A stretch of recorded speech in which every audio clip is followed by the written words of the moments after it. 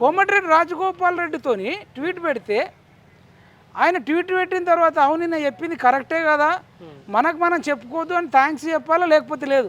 ఇక్కడ ఉండే తెలంగాణలో ఉండే కాంగ్రెస్ కార్యకర్తలు ఆయన ట్వీట్ పెట్టిన తర్వాత సంబరాలు చేసుకుంటే రేవంత్ రెడ్డి ఏం చేసిండు తెలివిగా ట్విట్టర్లో ఏపీ రాయలసీమకు సంబంధించిన కొద్దిమంది ట్విట్టర్ అకౌంట్లతోని అందులో చంద్రబాబు నాయుడు ఫోటో ఉంది, లోకేష్ ఫోటో ఉంది, Pawan Kalyan photo, Raviteja photo, Balakrishna photo, ఇట్లాంటి వాళ్ళ ఫోటోలతో ఉన్న ట్విట్టర్ అకౌంట్ల నుంచి రాజగోపాల్ రెడ్డి మీద ట్రోల్ చేపిస్తుండు.